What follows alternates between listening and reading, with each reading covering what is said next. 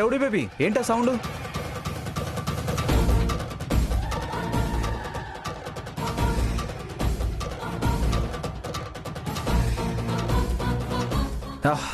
ఏంటి సూర్య ఇది?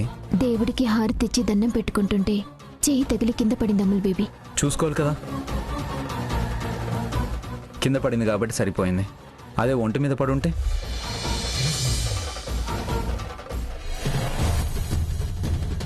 చైతు తమ్ముడు, చైతు తమ్ముడు.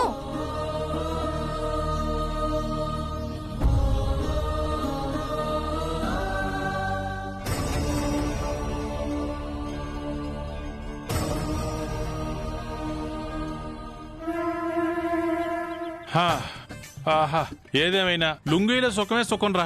అవునన్నయ్య.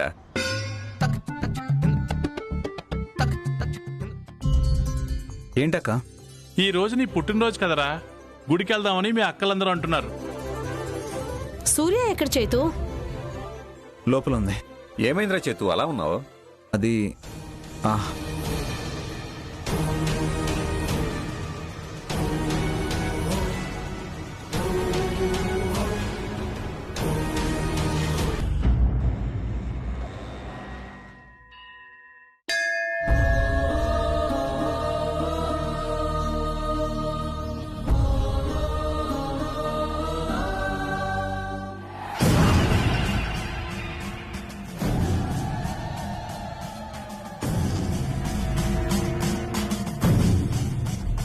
అయినా ఈ స్వామి ఇవాళ ఇక్కడికెందుకు వచ్చినట్టు, ఇక్కడెందుకు ఆగినట్టు? ఎవరి స్వామీజీ? చూస్తే తెలియడం లేదా? పెద్ద స్వామీజీ అనుకుంటా.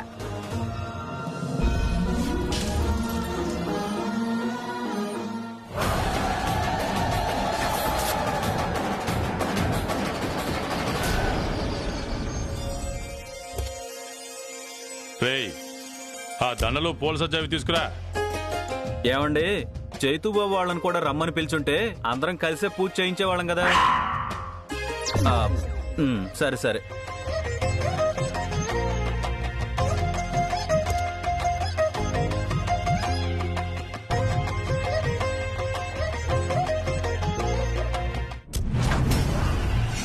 నేను వాడిని తీసుకురావడం ఏంట్రా?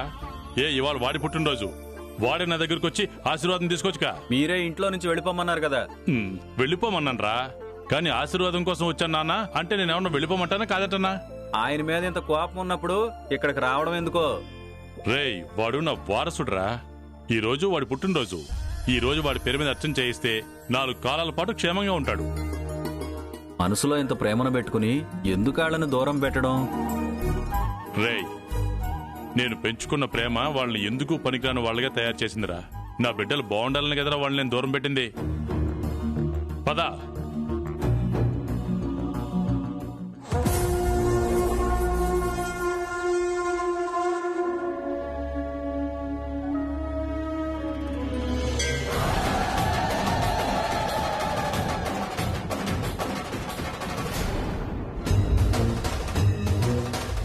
ఈయనేంటి మమ్మల్ని ఇలా చూస్తున్నాడు?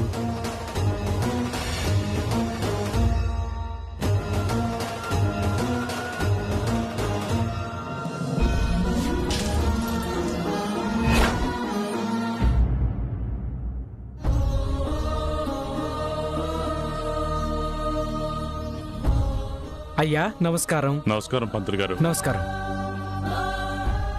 ఈ రోజు మా అబ్బాయి పుట్టినరోజు పంతులు గారు. వాడి పేరు మీద అమ్మవారికి అర్చన జరిపించండి.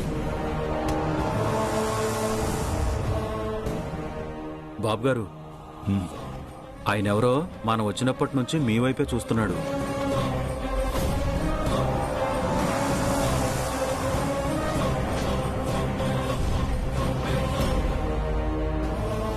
పంతులు గారు, ఈ గుళ్ళో ఆయన నేను ఎప్పుడు చూడలేదు.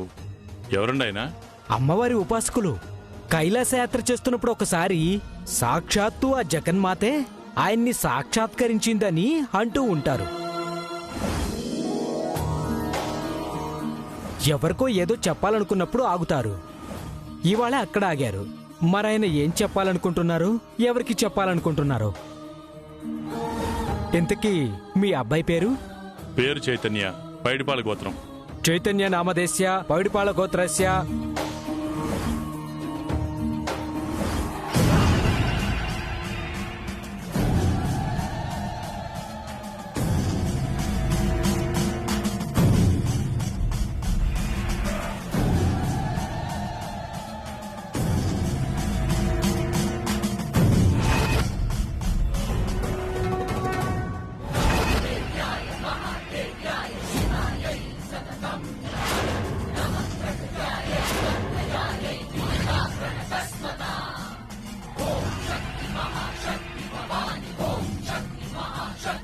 ఇది చెప్పడానికి ఆపేవా తల్లి?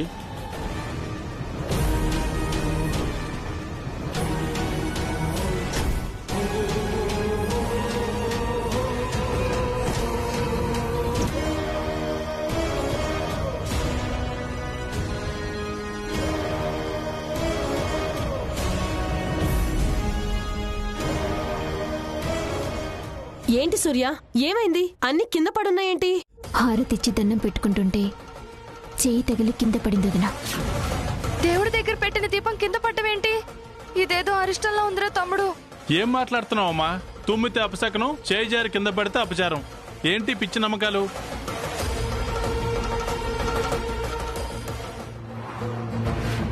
ప్రతిదానికి ఒక పరిహారం ఉంటుంది కదా.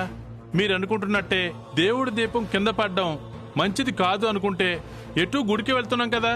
గుళ్ళో పంతులు గారికి ఈ విషయం చెప్పి ఏదైనా దోష నివారణ చేయమని అడుగుదాం. అనవసరంగా ఏదేదో మాట్లాడి మీరు భయపడి అందరినీ భయపెట్టకండి. పదండి, గుడికెడదాం.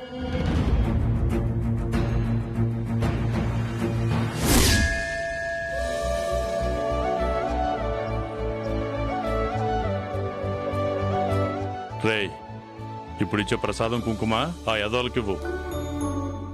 ఏ యాదవకండి? ఇంకెవర్రా? ఓ, చైతు బాబుకా? అలాగేనండి. ఏంటోరా, వాణ్ణి చూడాలనుంది, కానీ వాడి దగ్గరికి వెళ్ళను.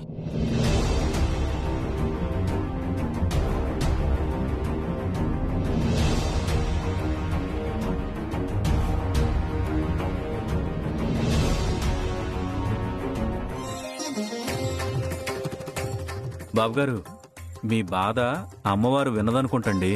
అందుకే మీరు వెళ్ళక్కర్లేకుండా మీ పిల్లల్ని మీ దగ్గరకు తీసుకొస్తుంది. అటు చూడండి.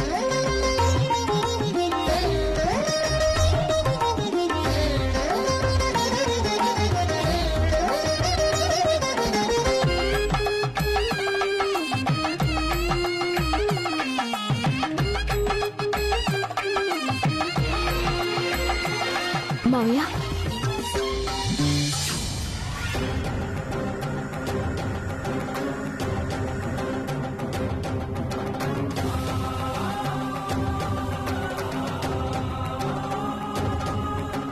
ఎక్కడికి వెళ్తున్నావు? మావయ్య గారండి. ఆయన నాకు కనబడలేదు అనుకుంటున్నావా? నువ్వు ఆయనతో మాట్లాడితే బాగోచ్చు చెప్తున్నా. నా మాట విను. అదేంటండి? అంతే, నేను చెప్తున్నాను, మాట్లాడకూడదు.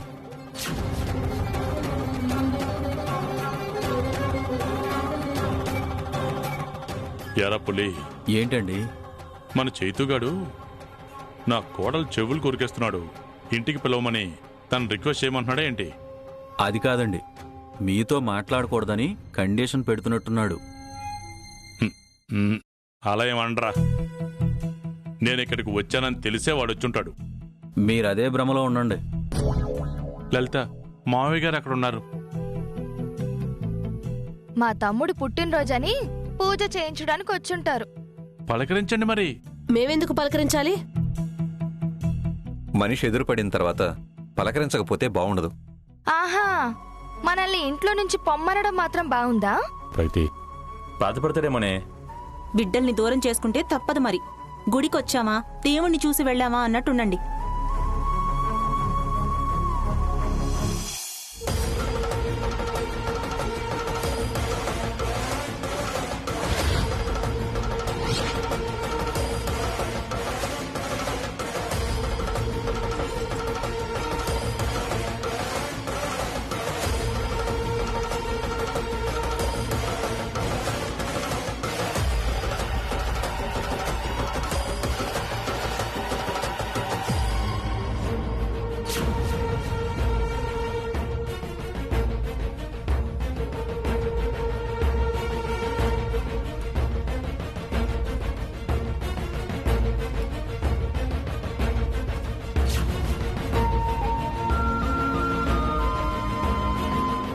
చెప్పానా? పదండి.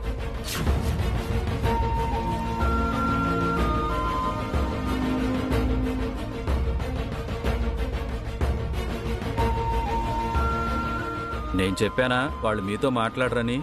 లేదురా, వాడు ఖచ్చితంగా వచ్చిన ఆశీర్వాదం తీసుకుంటాడు, చూస్తూ ఉండు.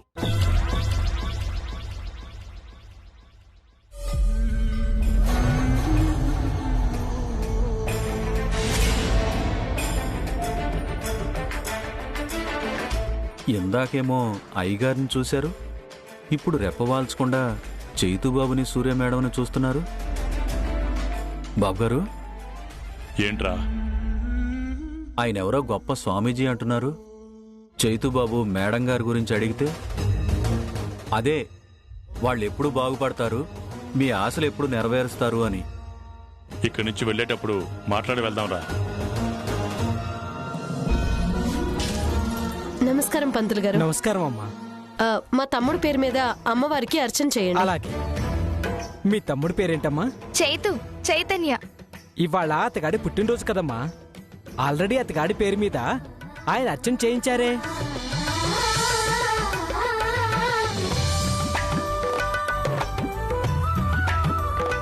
ఆయన చేయిస్తే మేం చేయించకూడదా? ఇంట్లోంచి బయటికి వెళ్ళమనడం, గుడికొచ్చి అర్చనలు చేయించడం.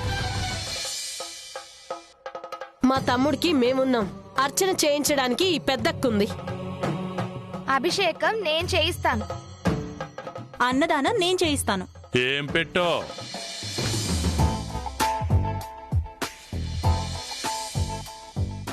ఆల్రెడీ 100 మందికి అన్నదానం చేయించమని ఆయన డబ్బులు కూడా ఇచ్చారమ్మా. ఆయన 100 మందికి పెట్టడానికి చేయిస్తే మేము 200 మందికి చేయిస్తాం ఆ అన్నదానం. హుసై, ఏంటి ఎవరికి వాళ్ళు బిల్డప్లు ఇచ్చేస్తున్నారు? ఇవ్వక ఆయన ముందు మమ్మల్ని తగ్గమంటారా? ఏం మాట్లాడుతున్నారా?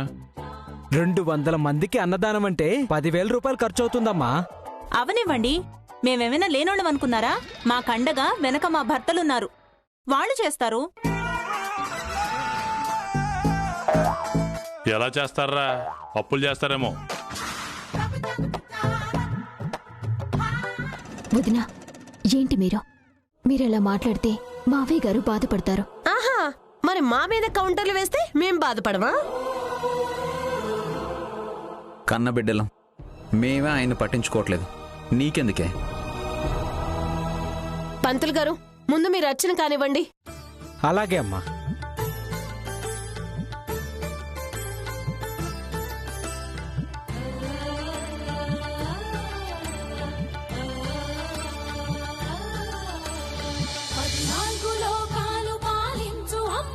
హారతి తీసుకోండమ్మా.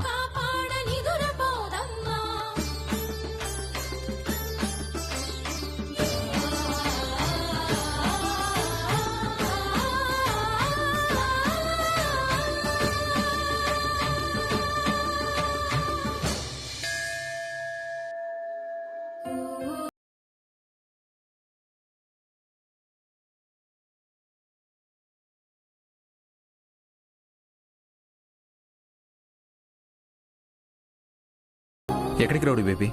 మీరు ప్రసాదాలు తింటూ ఉండండి, నేను వెళ్ళి ప్రదక్షిణలు చేసొస్తాను. వెళ్ళు.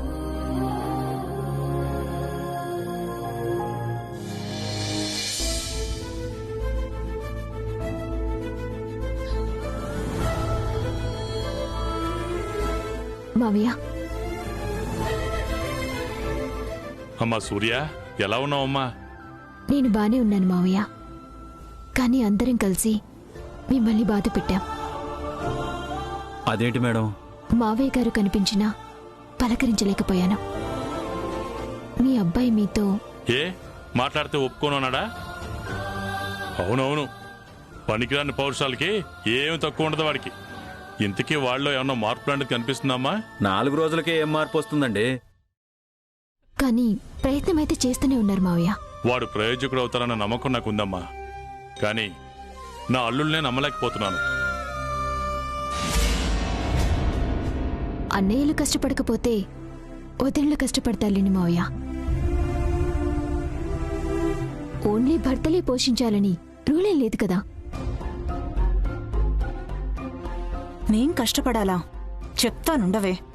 అది ప్రదక్షిణ చేసొస్తే బయలుదేరదాం. అక్క, ఏంటి ఒకసారి రండి. ఏమైంది? రండి అక్క, చెప్తాను, రండి. ఇదంతా ఎందుకులే అమ్మా. పుట్టినరోజు నాడు మీరంతా అక్కడ, నేను ఒక్కనే ఇంట్లో. వాళ్ళని పిలిచేస్తాలే అమ్మా. ఏంటి బాబు గారు మీరు? వెళ్ళి పొమ్మన్నది మీరే కదా, మళ్ళీ వచ్చేయమంటారేంటి? అవును మావయ్య, వాళ్ళు ప్రయోజకులు కావాలి, బాగుపడాలనే కదా మీ ఆశ. మీరే మళ్ళీ వాళ్ళని పిలిచేస్తే వాళ్ళు ఇంకెప్పుడు మారుతారు? కష్టపడితే పడనివ్వండి మావయ్య. పడిలేస్తేనే జీవితం విలువేంటో తెలుస్తుంది. కొంతకాలం ఇబ్బంది పడతారంతే, చూద్దాం. చూసారా అక్క ఎలా చెప్తుందో? నాన్న వచ్చేయమంటాను అంటే ఎలా అడ్డుపడుతుందో చూసావా అక్క? తననేం చేయాలంటావు? ఇక్కడ కాదే, ఇంటికెళ్ళాక నా చెల్లెలు మా చెల్లెలు అంటూ పామేసుకున్నారు కదా మన మొగుళ్ళు. వాళ్ళకి ఈ విషయం చెప్పి దీని సంగతి ఏంటో తేలుద్దాం. పదండి. నా మాట వినండి మావయ్య. ఈ పుట్టినరోజుకి ఇలా ఉన్నాం, వచ్చే పుట్టినరోజుకల్లా అందర్నీ మార్చి మీ ముందుకు తీసుకొస్తాను. నువ్వున్నావన్న ధైర్యంతోనే నేను అక్కడ ధైర్యంగా ఉంటున్నానమ్మా. సరే మావయ్య, వాళ్ళంతా నా కోసం ఎదురు చూస్తుంటారు. అవునమ్మా, వెళ్ళు. నువ్వు నాతో మాట్లాడుతున్నావు అని తెలిస్తే వాడు కోపం వస్తుంది, మళ్ళీ ఏదో పెద్ద గొడవ. వెళ్ళు వెళ్ళు. సరే మావయ్య.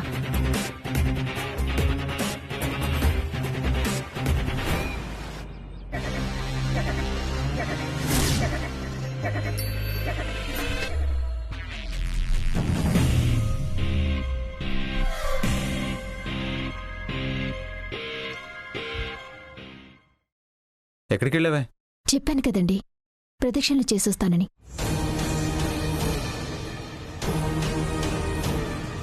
వెళ్దామా బావా? పదండి పదండి.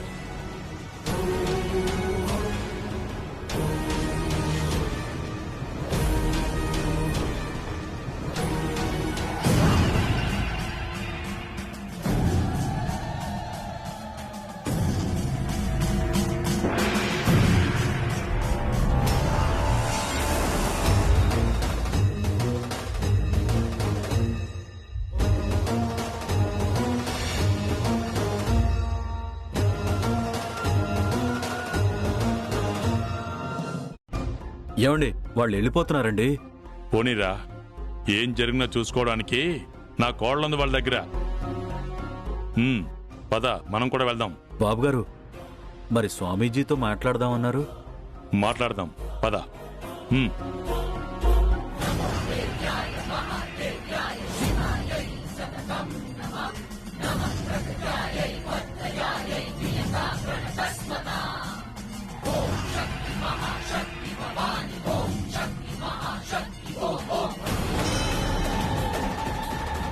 నమస్కారం స్వామీజీ. మీరు దేవి ఉపాసకులని పంతులు గారు చెప్పారు. మీతో మాట్లాడదామని వచ్చారండి. ఆయన వచ్చేదేంటి? నన్నిక్కడ ఆపిన అమ్మవారే ఆయన్ని నా దగ్గరికి పంపించింది. ఆయన వచ్చి ఉండకపోయినా మీరు వెళ్ళేటప్పుడు నేను మాట్లాడాలి అనుకున్నాను. ధన్యుణ్ణి స్వామి. బయటున్న వాళ్ళు నీ కొడుకు కోడలు కదా? అవును స్వామి. మిగతా వాళ్ళు ఈయన అల్లుళ్ళు తెలుసు. ఇంతకీ నాతో ఏం చెప్పాలనుకున్నారు స్వామి? మీరెప్పటి నుంచో ఒక కల కంటున్నారు కదా, ఆ కల నిజం కాబోతుంది. మీ ఇంట్లో ఒక శుభం జరగబోతోంది.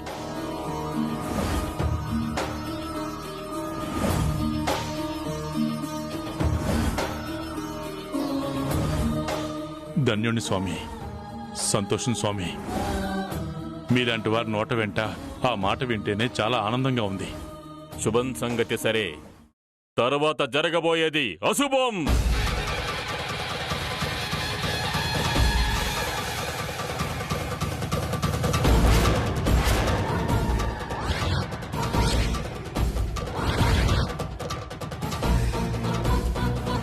అంటే